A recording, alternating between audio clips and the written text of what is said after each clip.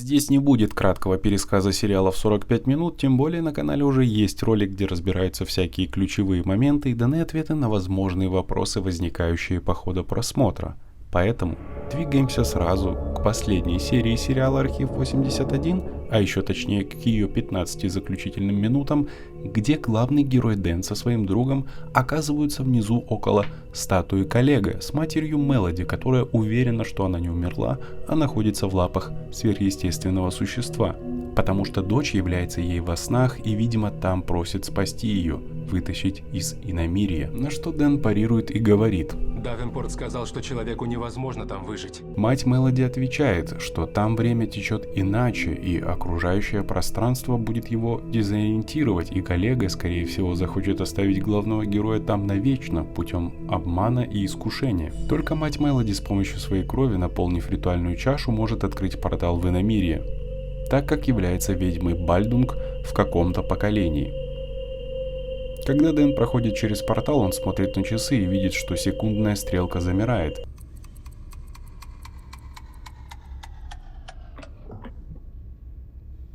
Из чего можно предположить, что в иномирье время либо застыло в моменте, либо просто никогда и не двигалось. Главный герой тут же попадает в ловушку своих желаний, он оказывается в родном доме, в котором он вырос, видит сестру, отца, всю семью в сборе, этот уют и семейный ужин.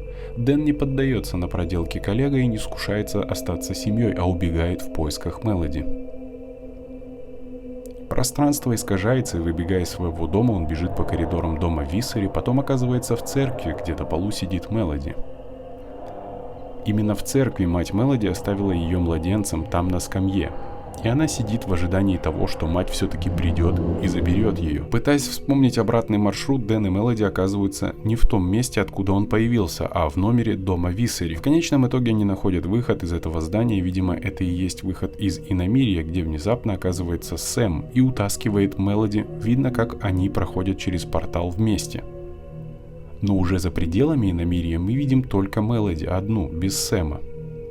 Возможно, он оказался там же, просто нам его не показали, или он очутился в другом месте. Далее мы видим Дэна на больничной койке, где интерьер нам подсказывает, что это совсем не наше время, не 2022.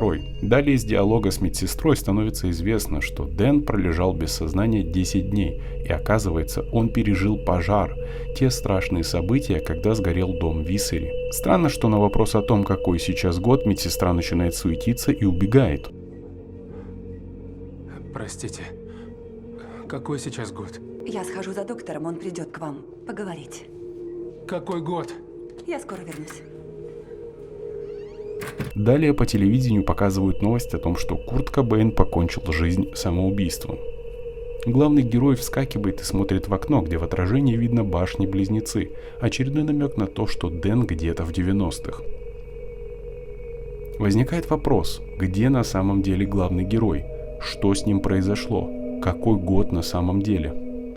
По словам создательницы Ребекки Зоненштейн, ни о каком путешествии во времени и речи быть не может. Это первый момент, но чтобы это узнать, надо искать и читать информацию в других источниках за пределами сериала. Если опираться на сам сериал, то нам показали только, как Мелоди и Сэм прошли через портал, а Дэн уже очнулся в больнице.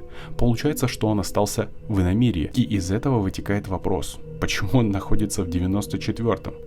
Да и действительно ли он в иномирье, или создательница специально так сказала, чтобы подогреть интерес ко второму сезону, а там уже все переиграют по-другому. Еще во время создания этого ролика у меня возник вопрос, почему Мелоди не постарела, да и Сэм тоже. Можно сослаться на слова матери Мелоди, что время там течет по-другому.